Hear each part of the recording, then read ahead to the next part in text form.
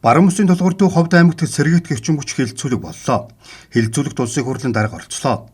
Тэрбээр Монгол улсын эрчим хүчний асар их нөөц боломжтой эдээч баруун бүсийн аймагуд Оросын холбооны улс бүгд найрамдах хятад ард улсаас цахилгаан эрчим хүчээ импортоор авсан хэвээр байгааг дурдж, импортын хараат байдлыг халж өсөн нэмэгдэж байгаа хэрэглээг өөрсдөө хангадаг болох нь улс орны тусгаар тогтнолтой холбоотой амин чухал асуудал гэдгийг онцолжээ.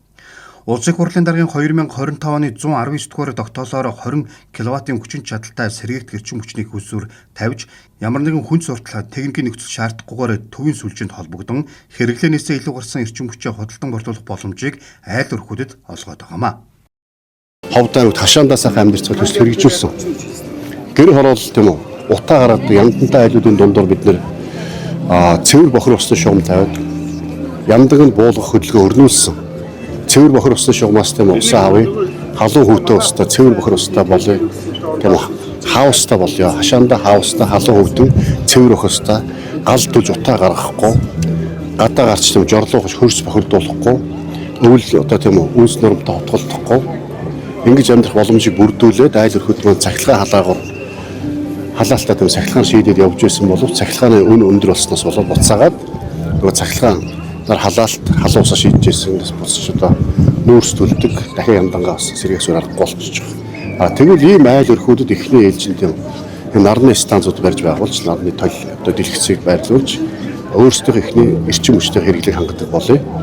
Цаашлаад илүү л эрчим хүчээ одоо улстай төрөндөө худалдаж орлого олдог болох энэ боломжийг бас манай улсын хурлын гишүүн өнгө цэцгээс санаачлаад 21 аймагт ингээд хилцүүл хийгээ явж байна. Энэ бол маш зөв санаачлага. Ингэж чадах юм бол үнэндээ яндангаа буулгах асуудал шийдэгдэнэ. Ингэж чадах юм бол хашаандаа тэр халуун хөвтөн цэвэр бохир устай амны одоо орон сууцаа бариад амьдарч байгаа гэдгээр илүү боломжууд бий болно. Ховд аймгийн Мянгат сумд 19.8 МВт-ийн нарны цахилгаан станц, 4 МВт, 8 МВт-ийн цагийн батарейтай хоригдлуурын систем барих төслийг Азийн хөгжлийн банктай хамтран хэрэгжүүлж эхэлжээ. Баруун бүс нутагт нийтдээ 115 МВт-ийн нарны цахилгаан станц, 65 МВт, 237 МВт-ийн цагийн батарей хоригдлуурын систем бий болохоор төлөвлөжээ. Ховд аймгийн Мянгат сумд 19.8 МВт-ийн нарны цахилгаан станц, 4 МВт, 8 МВт-ийн цагийн батарей хоригдлуурын систем барих төслийг Азийн хөгжлийн банктай хамтран хэрэгжүүлж эхэлжээ. Баруун бүс нутагт нийтдээ 115 МВт-ийн нарны цахилгаан станц, 65 МВт, 237 МВт-ийн цагийн батарей хоригдлуурын систем бий болохоор төлөвлөжээ. Эрдэнэбургийн усан цахилгаан станц бол баруун бүсийн эрчим хүчний хангамжийг бэхжүүлэх найдвартай суурь их усүр бий болгох, цаашлаад сэргийт эрчим хүчний томоохон их үүсгэрүүдийг хөгжүүлэх стратегийн дэд бүтц болох юм а.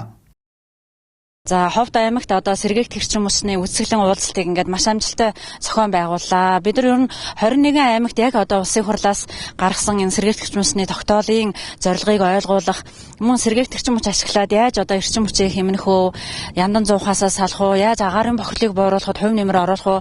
За хамгийн гол нь илүүдэл цахилгаанаа шүлжээн зараад яаж орлого олох уу талаар ингээд олон нийтэд ойлгуулах ийм ажлыг зохион байгуулж явж байгаа. Өнөөдөр Ховд аймгийн хувьд бол 12 дахь одоо аймаг маань ингээд байж байна. Сэргийт эрчим хүч үзэсгэлэн хилцүүлгийг аймаг бүрт цувралаар явуулж байна. Ховд аймаг 12 дахь нь болж байгаамаа. Энэ үеэр сэргийт эрчим хүчний чиглэлээр үйл ажиллагаа явуулдаг аймаг нийслэлийн 20 шахам аж ахуй нэгж оролцжээ.